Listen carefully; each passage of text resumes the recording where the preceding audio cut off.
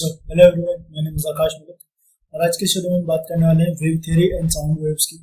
जितने भी कॉन्सेप्ट्स हैं वेव थ्योरी के, जैसे बात कर ले what is a wave, it's equation, sine wave, types of waves, then superimposition of waves, interference of waves, इस सब की बात जो है इस वीडियो में होने वाली है। फिर साउंड वेव्स की भी बात करी जाएंगी, प्रेशर वेव, डेंसिटी वेव, या फिर आता है डॉपलर इफेक्ट। डॉपलर इफेक्ट से पहले बीट, ऑर्गन पाइप्स, इन सब की बात आज इस वीडियो में होने वाली है। जितने कॉन्सेप्ट्स हैं सारे के सारे आपको मिलेंगे इस वीडियो में, नोट्स डिस्क्रिप्शन में मिलेंगे। और इसके बाद हमारी कंप्लीट 11th क्लास पूरी कंप्लीट हो जाएगी। So now let's start with this video.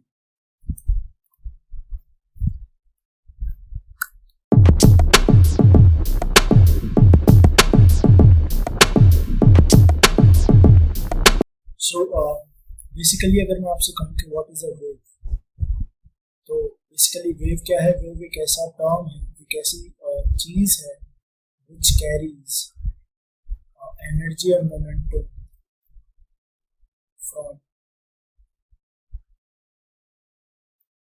One point two that's what wave is. ठीक है, और वेव के बाद बात करें कि वेव्स के कितने टाइप होते हैं, तो बेसिकली वेव्स को दो अलग अलग कैटेगरीज में डिवाइड किया जाता है। जैसे कि मैं कहूँ कि अगर वेव है तो this wave can either be transverse और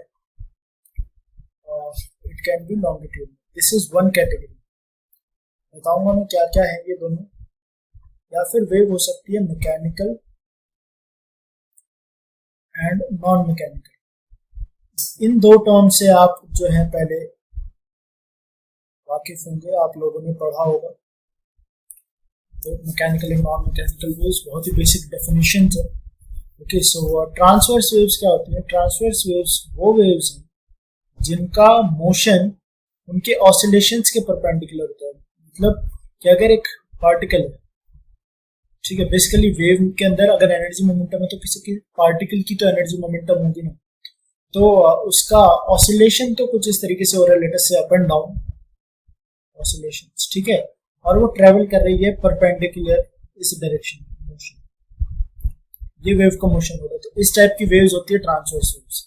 फिर बात करें लॉन्गिट्यूडनल वेव्स क्या होती हैं, तो लॉन्गिट्यूडनल वेव्स वो होती हैं जिनमें motion is along the oscillations. मतलब कि अगर ये पार्टिकल है कुछ इस तरीके से ऑसिलेट कर रहा है, ये ऑसिलेशंस है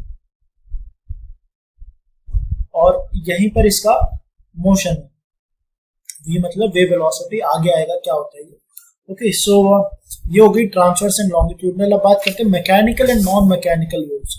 सो बेसिकली मैकेनिकल वेव्स वो होती हैं जिनको ट्रेवल करने के लिए एक मीडियम चाहिए होता है। यहां पर मैं लिख सकता हूं मीडियम रिक्वायर्ड। मीडियम रिक्वायर्ड मतलब एग्जांपल दूं मैं आपको, एग्जांपल है साउंड वेव्स। मतलब जो मैं आपको बोल रहा हूँ वो अगर सुनाई दे रहा है तो डेफिनेटली कुछ वाइब्रेशंस हो रहे हैं। डिटेल में नहीं जा रहा, बेसिकली पार्टिकल्स ट्रेवल कर रहे हैं, right. But non mechanical waves में कोई जरूरत नहीं होती है जो मीडियम होता है उसकी। तो उसका एग्जांपल क्या हो सकता है? उसका एग्जांपल होता है lights, light wave, electromagnetic waves, right. Light कैसे, मैं एग्जांपल देता हूँ, जो सन है हमारा, वहां से लाइट आ रही है, राइट। तो सन से जो लाइट आ रही है, अब वो वैक्यूम में ट्रेवल कर रही है तभी तो अर्थ पे आप आ रही है। बट अगर आप वैक्यूम में जाओ, अर्थ के बाहर जाओ, तो आप बोल नहीं पाओगे। अगर आप बोलोगे दूसरे को सुनेगा, वो इसलिए क्योंकि वो मैकेनिकल वेव है और हमारी जो नॉन मैकेनिकल वेव है वो लाइट है। ओके, तो ये हो गया हमारा बेसिक वेव्स का difference. Now we'll proceed with the equation of traveling waves. कि अगर कोई वेव है तो उसकी कोई इक्वेशन होगी।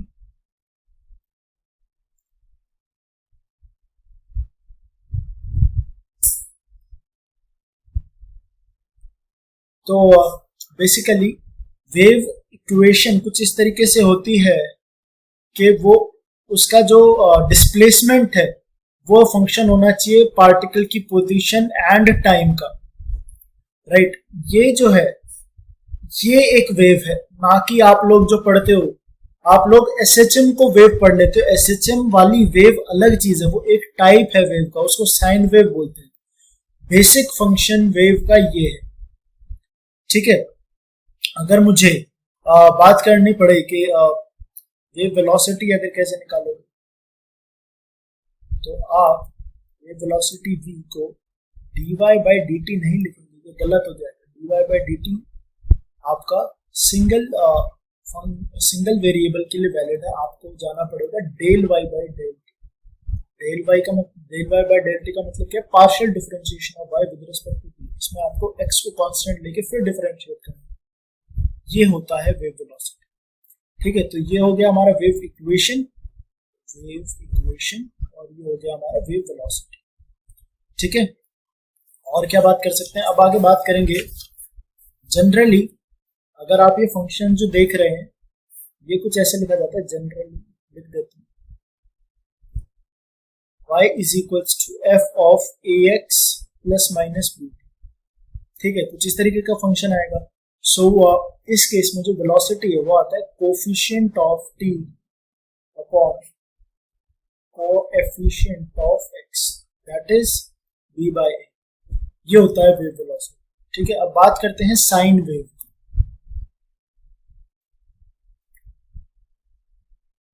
साइन वेव एक स्पेशल टाइप ऑफ वेव है जिसमें ऑसिलेशंस जो हैं किसी भी वाई पार्टिकल पर जाकर के, वाई के जो ऑसिलेशन है एक पार्टिकल के, वो एसएचएम कर रहे हैं, उसको, उस नेचर की वेव को साइन वेव कहते हैं, ठीक है। तो इसका जनरल एक्सप्रेशन जो आता है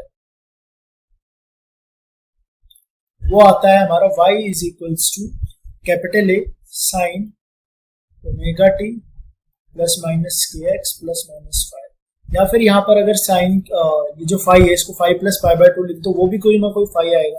phi here is phase constant, थोड़ा सा हमने बात करी थी इसके एसएचएम में, बट यहाँ पर अच्छे से बात होगी। तो आप यहाँ पर five plus pi by to करके, यहाँ पर कुछ दिक्कत नहीं है, यहाँ पर कॉस भी आ सकता है, ठीक है। तो यहाँ पर मैं लिखता हूँ कि ये ए जो है ये होता है एम्पलीट्यूड ऑफ द वेव, ठीक है। और मैं बात करूं ओमेगा की, तो ओमेगा है हमारा एंगुलर वेलोसिटी, ठीक है। और angular frequency, sorry not angular velocity, angular frequency, okay. और यहां पर आ जाता है हमारा के क्या है? Angular wave number. एक वेव नंबर होता है और एक होता है एंगुलर वेव नंबर। तो वेव नंबर क्या होता है? वेव नंबर होता है 1/k। तो सिर्फ ये जो है ये होता है 1/k, but angular wave number होता है हमारा k is equals to 2 pi lambda,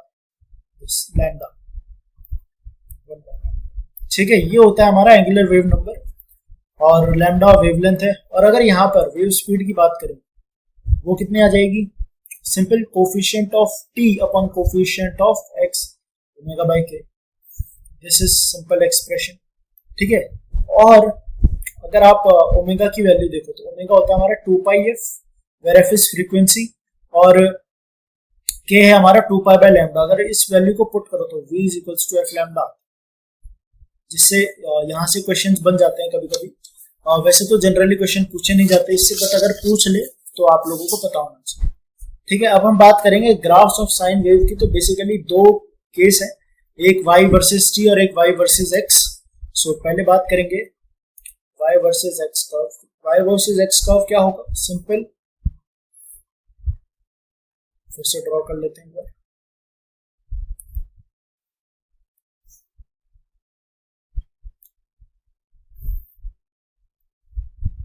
y versus x, so basic sine curve है, तो कुछ इस तरीके से आ जाएगा, ठीक है ना। साइन के कर्व की तो आपको बहुत अच्छे से नॉलेज होनी चाहिए। ये प्लस ए एम्पलीट्यूड, ये माइनस ए, ठीक है। और अगर लैम्डा की बात करें तो ये एक लैम्डा होगा वेवलेंथ, ठीक है ना। और पूरा जो ये जीरो है, अगर ये टाइम ये पोजीशन जीरो है, तो ये पूरा आपका जो है लैम्डा हो गया बेसिक की नॉलेज। अब बात करनी है हमें phase difference between two points. तो मैं कोई भी दो जनरल पॉइंट लेता हूँ जो मेरा मन करे, एक लेटेस्ट से ये पॉइंट हो गया और एक हो गया ये, मतलब ये जनरल है कोई भी, है ना। तो लेटेस्ट से ये x1 है, ये x2 है, तो इस केस में डेल्टा x क्या होगा, चेंज इन पोजीशन डिफरेंस, ये होगा मेरा x2 माइनस x1। और इस केस में जो डेल्टा फाई है that is phase difference between two general points, it is given as 2 pi by lambda into delta x। Important formula है, क्वेश्चंस बहुत बनते हैं इसमें, ठीक है। ये हो गया y वर्सेस x के कर्व का जनरलाइजेशन।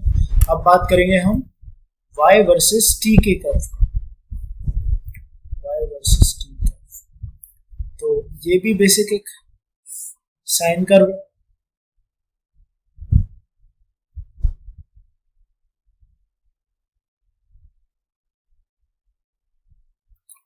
तो इसमें बात करी जाए, ये जो है बेसिकली इसको छोड़ो, ये जीरो है, टाइम जीरो, तो ये जो है ये पॉइंट, ये है t/2, ये है t, ये क्या हो जाएगा t/4, 3t/4 इस तरीके से, ठीक है।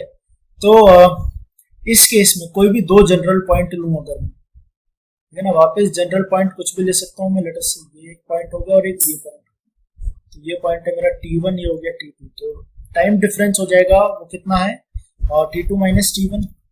और इस केस में जो आपका फेज डिफरेंस है वो आता है 2 pi by capital T, where T is the time period of the wave, और यह जाता है डेल्टा T। दो इंपॉर्टेंट क्वेश्चन है, क्योंकि अगर क्वेश्चन आता है बेसिक वेव की डेफिनेशन से तो वो यहीं से क्वेश्चन आता है, इसके अलावा क्वेश्चन बनता नहीं है यहाँ से, ठीक है।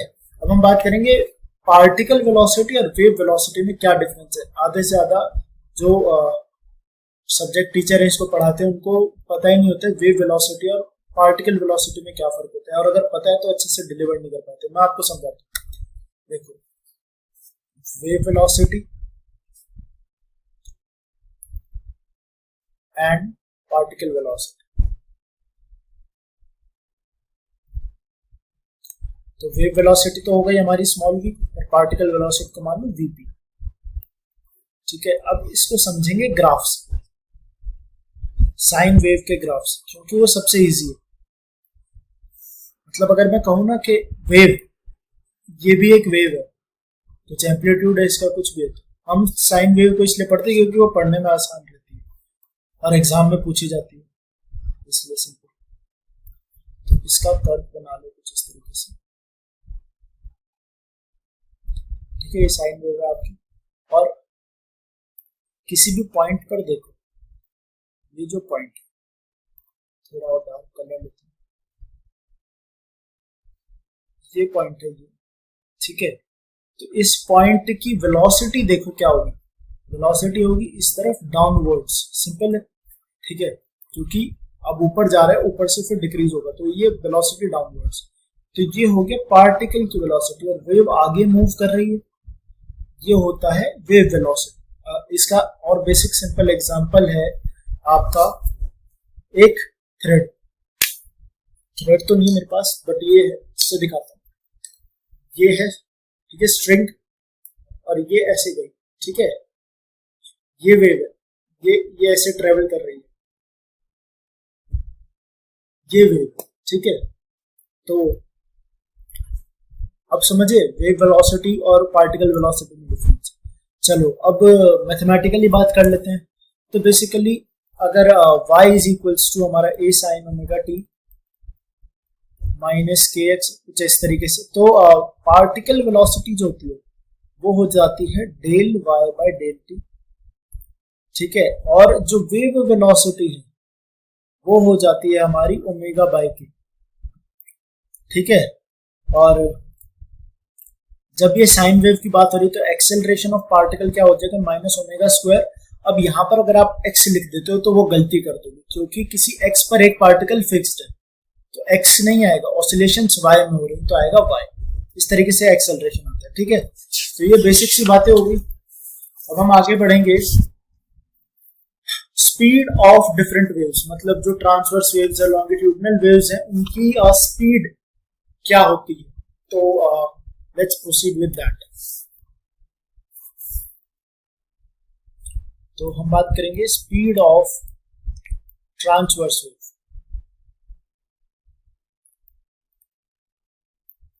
तो देखो, ट्रांसवर्स वेव्स की स्पीड दी जाती है v is equals to t by का रूट। बेसिकली अगर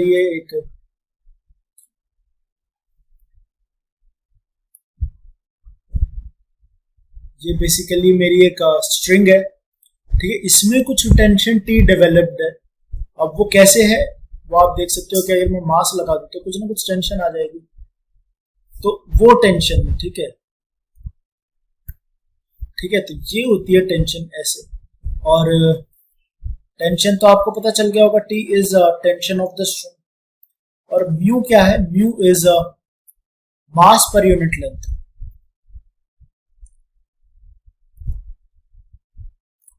ठीक है, ये होता है आपका wave speed of transverse waves. और इसको कुछ इस तरीके से भी दिया जाता है, T by rho A, where rho is the density of the wave. कई बार डेंसिटी दे दिया जाता है, और डेंसिटी ऑफ द स्ट्रिंग, और A is cross section area of string, cross section area. ठीक है, इस तरीके से भी कई बार क्वेश्चन आ जाते हैं। जनरल फॉर्मूले हैं, आप फॉर्मूला याद कर सकते हो। अब बात करेंगे हम स्पीड ऑफ लॉन्गिट्यूडनल वेव्स। और लॉन्गिट्यूडनल वेव्स क्या होती है, हमारी साउंड वेव्स बेसिकली, जिनका अब साउंड वेव्स क्या है, it is a wave in which particle oscillates along the line of motion. So उस केस में अब या तो डेंसिटी वेरी करती है, अगर मैं बोल रहा हूँ तो अगर मेरे पास की जो हवा है उसकी डेंसिटी वेरी कर सकती है, या फिर उसका प्रेशर वेरी कर सकती है, तो उनको लॉन्गिट्यूडनल वेव्स कहते हैं। ठीक है, तो बात करते हैं कि लॉन्गिट्यूडनल वेव्स में अगर मैं कहूँ फॉर लिक्विड्स और गैसेस, जो वेलोसिटी आती है वो आती है v by rho. v is a bulk modulus of that substance, either it could be a gas और लिक्विड, और rho is density of that substance. इस तरीके से दी जाती है। और जो हमारे महान साइंटिस्ट न्यूटन, इन्होंने कोई टॉपिक नहीं छोड़ा जिसमें अपना ज्ञान न दिया। तो अकॉर्डिंग टू न्यूटन ये वेलोसिटी थी p बाय रो। ये is pressure of that substance. ठीक है, फिर एक बहुत ही महान साइंटिस्ट है लाप्लास, इन्होंने करेक्शन दिया कि भैया न्यूटन सर आप जो बोल रहे हो वो गलत है, जो वेलोसिटी है वो है gamma p by rho. Gamma आप लोगों को पता है Poisson's ratio Cp by Cv, हमने पढ़ा था हीट में, तो ये होता है पॉइजन्स रेशियो। और एयर के लिए, फॉर एयर, जो गामा होता है वो आ जाता है 1.41, तो यहाँ पर v आ जाता है 1.41 p बाय का रूट। ये जनरल फॉर्मूला है। फिर बात करते हैं कि फॉर सॉलिड्स, लॉन्गिट्यूडनल वेव्स में फॉर सॉलिड्स, तो उस केस में जो वेलोसिटी आती है वो आती है y बाय रो का root. y is Young's modulus. ठीक है, तो ये होगी स्पीड इन डिफरेंट वेव्स। अब बात करनी है energy in wave motion and energy, power and intensity in wave motion. तो एनर्जी की बात कर लें तो एनर्जी जो है, तो एनर्जी तो आपको पता है क्या होती है, एसएचएम में पढ़ा था, कितनी होती है, हाफ m ओमेगा स्क्वायर ए स्क्वायर, राइट। टोटल एनर्जी इतनी आती है। तो अगर हम बात करते हैं यहाँ पर एनर्जी डेंसिटी, ठीक है, एनर्जी डेंसिटी क्या होती है, एनर्जी पर यूनिट वॉल्यूम, तो ये आ जाता है हमारा हाफ रो। अब m बाय v क्या हो जाता है, रो आ जाता है, बस इतना सा फर्क है। ठीक है, ये हो गई एनर्जी डेंसिटी। फिर बात करेंगे पावर की, तो पावर जो है वो आती है हाफ रो ओमेगा स्क्वायर ए square times s into v. अब s क्या है, एरिया, और v क्या है, वेलोसिटी, वेव वेलोसिटी बेसिकली। ठीक है, ये है बेसिक एनर्जी डेंसिटी और पावर। अब बात करते हैं इंटेंसिटी।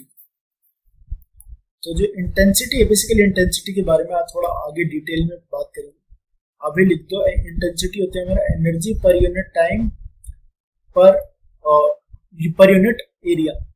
इंटेंसिटी आ जाता है हमारा हाफ रो ओमेगा स्क्वायर ए स्क्वायर इनटू, जनरल फॉर्मूलेज हैं, क्वेश्चंस बहुत कम आते हैं यहाँ से। क्वेश्चंस बेसिकली साउंड वेव में जाते हैं, वो आते हैं ऑर्गन पाइप से, और बीट्स के ऊपर क्वेश्चन आते हैं, बीट्स को और डॉपलर इफेक्ट्स को एक साथ कंबाइन करके तब क्वेश्चन आते हैं, राइट। तो इनसे कम ही क्वेश्चन आते हैं। चलो आगे बात करते हैं। आगे बात होगी सुपरपोजिशन ऑफ वेव्स। सुपरपोजिशन का मतलब क्या होता है कि दो वेव्स आ रही हैं और उनको हम जॉइन एक पॉइंट पर क्रॉस हो रही है, तो वो सुपर इम्पोज हो रही है एक साथ, उसकी बात करें।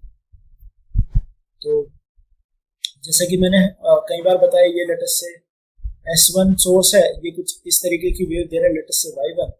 एक मेरा सोर्स है S2, वो कुछ इस तरीके की सोर्स दे रहा है ऐसा।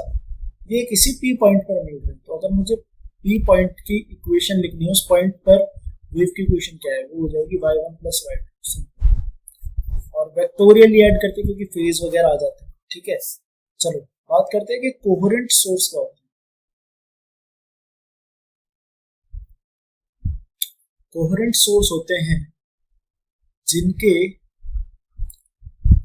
बीच का फेज डिफरेंस जीरो है, राइट। अगर मैं कहूं if at P delta phi zero, delta phi phase difference is zero, then S1 and S2 are coherent. Coherent important क्यों? क्योंकि इंटरफेरेंस सिर्फ कोहेरेंट सोर्सेज के लिए हो सकता है, ठीक है। तो अभी बात करेंगे फॉर कोहेरेंट सोर्सेज।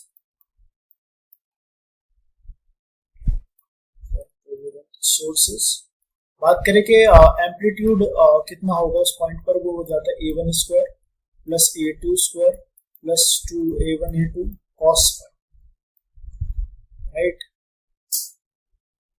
फाई उनका फेज है, फेज डिफरेंस नहीं, फेज क्या है उस पॉइंट पर, ठीक है, सेम फेज में।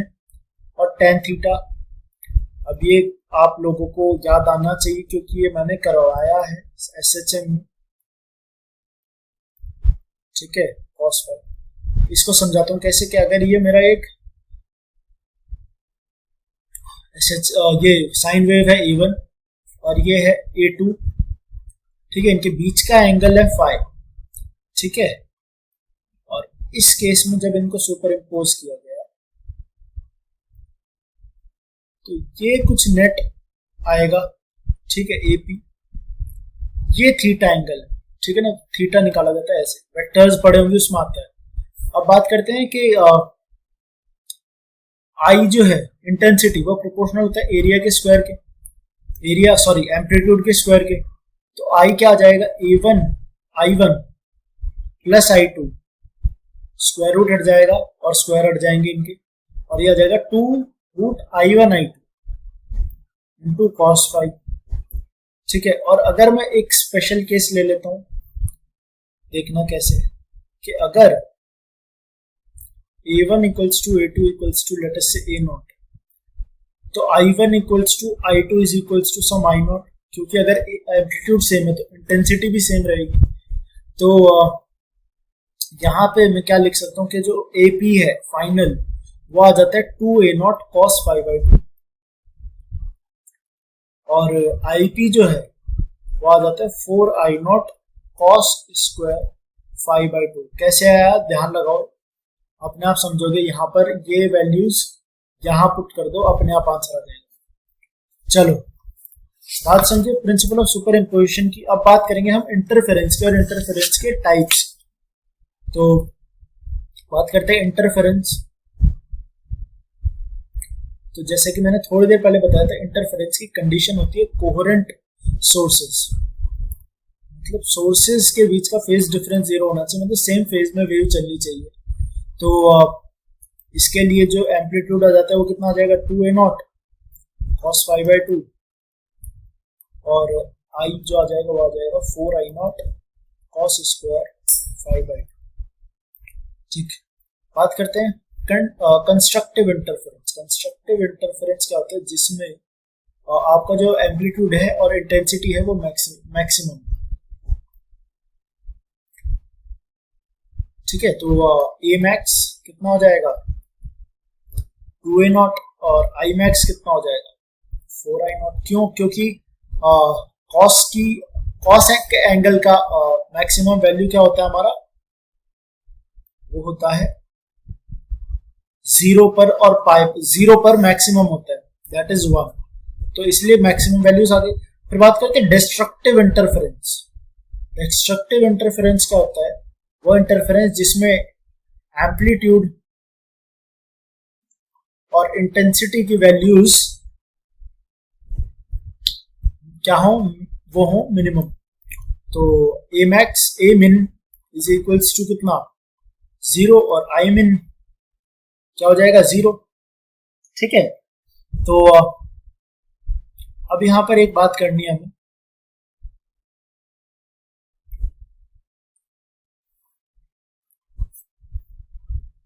इसको देखना। फॉर कंस्ट्रक्टिव इंटरफेरेंस आप देखो कि ये केस होगा जब cos फाई की वैल्यू क्या हो +1, तो फाई कितना होना चाहिए, तो 0 हो, 2 पाई हो, 4 पाई हो, डैश डैश डैश कितना होना चाहिए 2n पाई, बेसिक ट्रिग्नोमेट्रिक इक्वेशन का यूज। तो अगर फाई इतना आ रहा है तो यहां से आप डेल्टा एक्स कितना लिख सकते हो, डेल्टा एक्स, क्योंकि आपका ये कितना हो जाएगा, फाई हो जाता है हमारा 2 pi by lambda into delta x, कुछ इस तरीके से। तो ये कितना हो जाएगा, ये आ जाएगा 0 lambda 2 lambda dash dash dash n lambda. तो ये कंडीशन ऑफ कंस्ट्रक्टिव इंटरफेरेंस है। और सिमिलरली हम बात करेंगे डिस्ट्रक्टिव इंटरफेरेंस के लिए, फाई की वैल्यूज क्या होनी चाहिए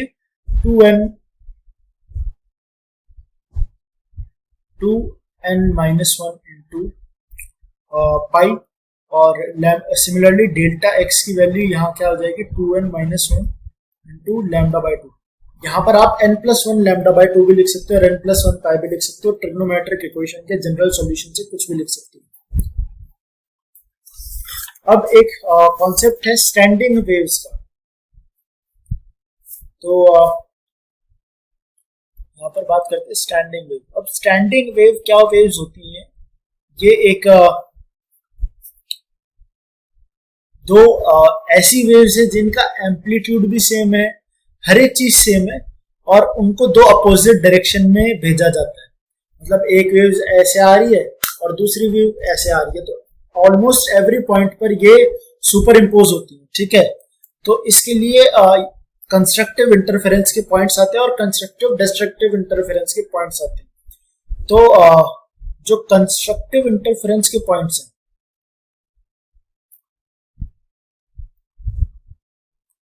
उनको बोला जाता है एंटी नोड्स, और इनको रिप्रेजेंट किया जाता है कैपिटल एन से। और डिस्ट्रक्टिव इंटरफेरेंस के पॉइंट्स जो उनको बोला जाता है नोड्स, और इनको रिप्रेजेंट किया जाता है एंटी नोड्स कैपिटल ए और ये एन। ठीक है, और distance between two anti nodes, successive anti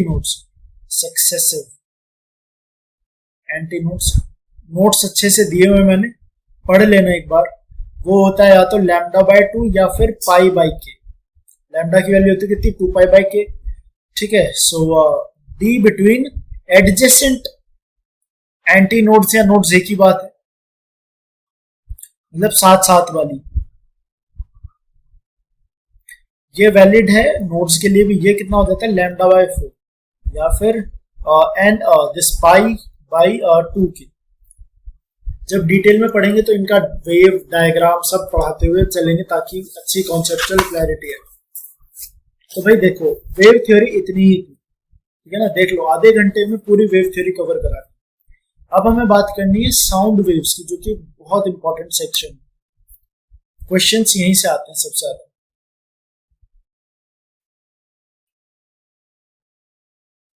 तो देखो, साउंड वेव को समझाने का बहुत अच्छा एग्जांपल होता है कि अगर मैं बोल रहा हूँ तो अपना हाथ अपने पास लाओ। जब आप बोल रहे हो तो आप महसूस करोगे कि क्या जब आप बोल रहे हो तो आपकी जो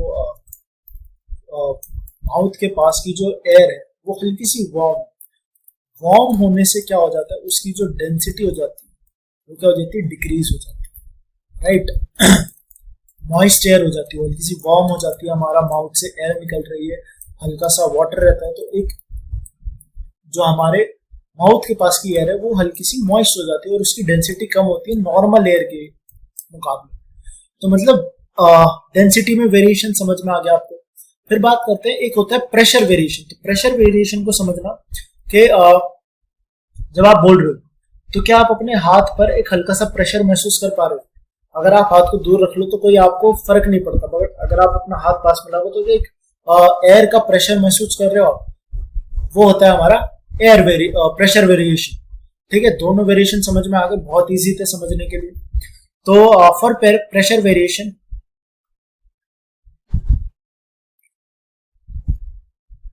जो इक्वेशन आती है वो आती है डेल्टा पीएम। प्रेशर वेरिएशन कैसे लिखा जाता है, वो होता है BA/K, और जो होता है हमारा B जो होता है वो होता है bulk modulus, as you know. और बल्क मॉड्यूलस कैसे दिया जाता है? बल्क मॉड्यूलस दिया जाता है -V इंटू dP/dV। ठीक है, इस तरीके से बल्क मॉड्यूलस दिया जाता है। और बात करते हैं सिमिलरली फॉर डेंसिटी वेरिएशन।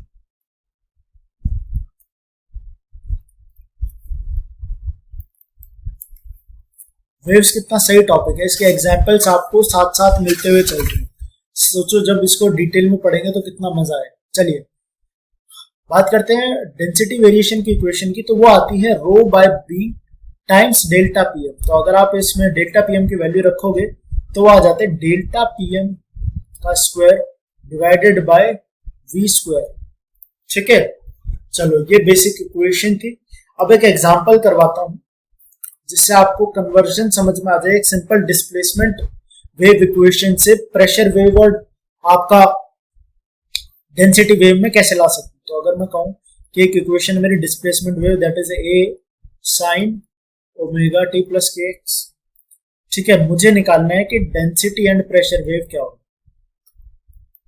तो जिन बच्चों को आता है वीडियो को पॉज करें और इसको फटाफट सॉल्व कर लें, जिनको नहीं आता वो देखते चले। चलो सबसे पहले अगर मैं पार्शियल डिफरेंशिएशन करूं इसका विद रिस्पेक्ट टू x, तो ये कितना हो जाएगा मेरा? ये हो जाएगा KA साइन ओमेगा, तो कांस्टेंट आ जाएगा। तो साइन के अंदर का एंगल तो ऐसे रहेगा sine omega t plus kx, और kx का क्या हो जाएगा k। तो ये हो गया, सॉरी साइन की जगह कॉस आ जाएगा, ठीक है, साइन का डिफरेंशिएशन कॉस होता है, ये हो गया। और kx का हो जाएगा k। तो ये आ गया हमारा partial derivation of y with respect to x। अब अगर मैं डिफरेंशिएट करूं, अब मैं इसकी बात करूं प्रेशर वेरिएशन की, तो ये होता है हमारा -b times del y by del x। ये इंपॉर्टेंट रिजल्ट है, आप लोग याद रख सकते हो। यहाँ पर वैल्यू सब्स्टिट्यूट करते हो जाता है -BA/K और आ जाता है cos omega t plus kx। ठीक है, और यहां से अगर मुझे डेल्टा रो की बात करनी हो तो वो कितना हो जाएगा ρ/b इंटू डेल्टा p। तो यहां से इसकी वैल्यू पुट करो और सॉल्व करो। ये इंपॉर्टेंट रिजल्ट्स हैं, आप लोग याद रख सकते हो, क्वेश्चंस आ सकते हैं इस पे कभी। चलो बात समझ में, साउंड वेव क्या हो सकती है। अब बात करनी है हमें स्पीड ऑफ लॉन्गिट्यूडनल वेव। तो ये तो हमें पता ही है कितनी होती है, v is equals to b by rho for gases and v is equals to y by rho for solids। तो यहां पर बात करनी है हमें इफेक्ट ऑफ टेम्परेचर, कि अगर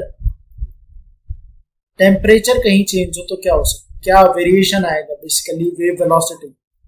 तो v हमें पता है कितनी होती है, गामा RT बाय m। अब मतलब ऐसे बल्क मॉड्यूलस को रिप्लेस कर दिया बेसिक, तो या गया। अब यहां से देख सकते हो कि आप जो वेलोसिटी है वो प्रोपोर्शनली √T के। ठीक है, ये आ गया इफेक्ट ऑफ टेम्परेचर। ठीक है, अब बात करनी इफेक्ट ऑफ प्रेशर। तो अब आप लोग दिमाग लगाओगे अपना और ये देखोगे होता है गामा p बाय रो, और यहां से दिख रहा है कि v जो है वो प्रोपोर्शनल है √T के, और ये जो चीजें गलत है, ऐसा नहीं। बात को समझो, अगर हम देखें p क्या होता है, p क्या होता है, p होता है हमारा रो RT बाय m। यहां से देखो कि अगर फॉर कांस्टेंट टी, अगर मैं एक टी को कांस्टेंट कर दूं तो रो कांस्टेंट या डेंसिटी आर कांस्टेंट और मोलर मास कांस्टेंट, तो हम क्या कह सकते हैं, पी इज कांस्टेंट। ठीक है, तो वेलोसिटी का कोई इफेक्ट ही नहीं है, प्रेशर का कोई इफेक्ट ही नहीं है वेलोसिटी पर, ये इंपॉर्टेंट है यहाँ। ठीक है, इफेक्ट ऑफ प्रेशर पढ़ लिया, इफेक्ट ऑफ टेम्परेचर पढ़ लिया, अब बचता है इफेक्ट ऑफ ह्यूमिडिटी। तो अब उस पर देखते हैं इफेक्ट ऑफ ह्यूमिडिटी।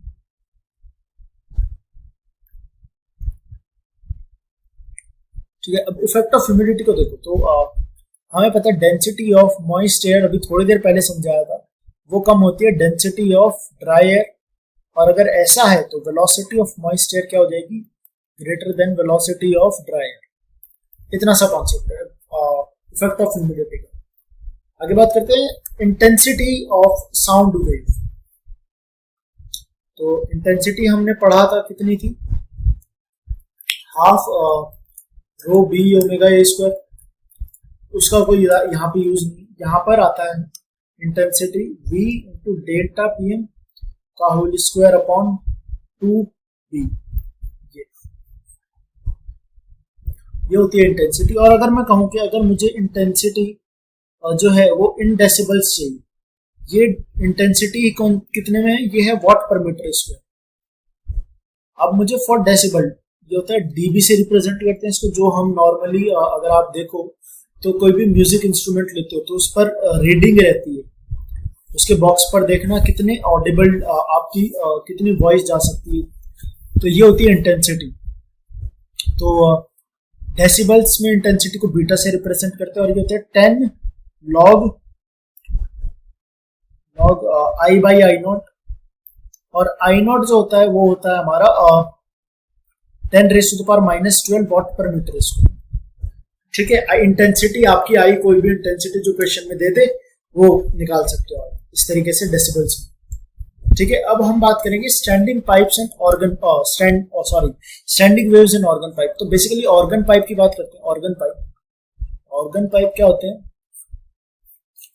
कुछ इस तरीके से, दो तरीके के पाइप्स होते हैं, क्लोज्ड और ओपन।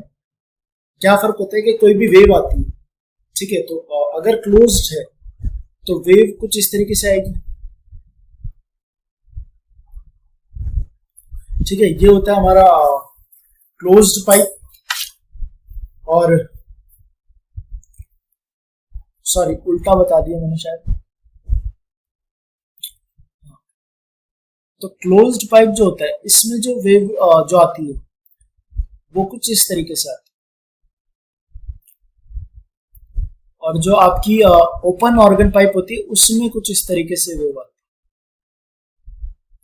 ठीक है, तो अगर आपने ध्यान दिया हो तो ये मैंने थोड़ी देर पहले λ/4 बताई थी, ये लेंथ, और ये लेंथ है l, और ये लेंथ कितनी हो जाएगी, λ/2। अगर आपने थोड़ी सी देर पहले ध्यान दिया हो साइन वेव का जो ग्राफ दिखाया था उसमें, तो यहां से मैं क्या कह सकता हूं कि क्लोज्ड ऑर्गन पाइप के लिए जो लेंथ l है वो कितना होना चाहिए, n λ/4, किसके लिए, रेजोनेंस की कंडीशन के लिए। ठीक है, और ओपन ऑर्गन पाइप के लिए l की वैल्यू क्या होना चाहिए, n λ/2 फॉर रेजोनेंस। ठीक है, तो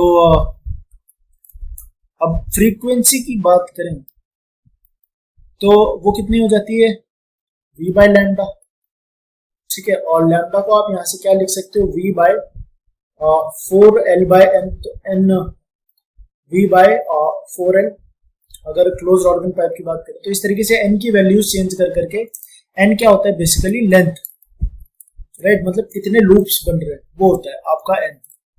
तो इस तरीके से हमने तो ये बता दिया, but according to, again Laplace sir को करेक्शन करने में बहुत मजा आता था। According to Laplace he give an end correction कि जो नीचे लेंथ है वो l नहीं होता है, वो हो जाता है l+e, that is nv/4 l+e, where e is end correction and it is given as 0.6 r, where r is the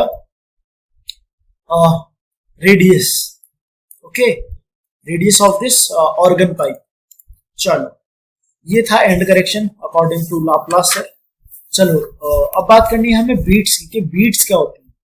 तो बीट्स क्या होती है, बीट्स आपका एग्जांपल देता हूँ कि अगर आप कभी आपने कोई भी म्यूजिक शो अटेंड किया हो, तो उससे पहले शो अगर इवनिंग में, तो पूरी एक टीम होती है इंजीनियर्स की, जो कि साउंड इंजीनियर बुलाया जाता है उनको, और वो क्या करते हैं, वो सारे दिन अलग अलग माइक टेस्ट करते हैं, और कहीं से अगर आवाज आ रही है तो कुछ फ्रीक्वेंसीज में आवाज में गैप ना आए, उसको चेक करते हैं वो लोग, क्योंकि अगर गैप आता है तो उसको बीट्स बोलते हैं, और वो काफी डिस्टर्बिंग साउंड होती है, राइट। कि मतलब कोई गाना बज रहा है बीच बीच में अलग अलग आवाज आ रही है तो अच्छा थोड़े लगेगा, गाने का मजा खराब हो जाएगा।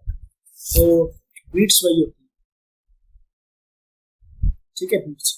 तो बेसिकली बीट फ्रीक्वेंसी की अगर बात करूँ तो होते हैं f1 माइनस f2, वेयर अगर मैं बात करूँ कि एक इक्वेशन है y is equals to a1 sine omega 1t, और दूसरी इक्वेशन है y2 is equals to a2 sine omega 2t, ठीक है, दो इक्वेशंस है। इसको आप लिख सकते हो a1 साइन 2 पाई f1t, आप समझ गए f1 और f2 क्या है, और ये जगह a2 साइन 2 पाई f2t, ठीक है। तो ये होता है हमारा इंटरफेरेंस, और this interference of space time, that is beats. अब बात करना है हमें डॉपलर्स इफेक्ट, बहुत इंपॉर्टेंट है, क्वेश्चन यहीं से आता है, और मैं सिर्फ एक जनरल फॉर्मूला बताता हूँ यहाँ पर, क्योंकि इसको फिर साइन कन्वेंशन से पढ़ाने से फिर बच्चे साइन कन्वेंशन याद कर लेते हैं, और फिर वो एग्जाम टाइम में भूल जाते हैं। याद करी हुई चीज भूल सकते हो, समझी हुई चीज नहीं भूलते आप। तो इसका बेसिक एक्सप्रेशन होता है f dash, that is final frequency, and it is equals to v plus minus v not divided by v plus minus vs into f initial, that is initial frequency of that source, ठीक है। ये general formula है हमारा, where v not is velocity और speed of object,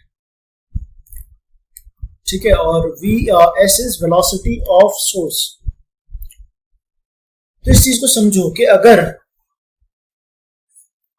और v is velocity speed of sound, question में speed of sound दी जाएगी, सारे एक्सप्रेशन कुछ ना कुछ दिए जाएंगे, और फिर आपसे कुछ ना कुछ एक्सप्रेशन पूछ लेंगे। तो ये एक समझो रेल ट्रैक है, इस पर एक ये ट्रेन जा रही है, TRAIN, ये ट्रेन बन गई, और ये विसल करते हुए जा रही है, तो इसकी विसल बना दो कुछ इस तरीके से, ठीक है, विसल करते हुए जा रही है, और इसकी फ्रीक्वेंसी है f, और ये मूव कर रही है कुछ वेलोसिटी vs, ठीक है।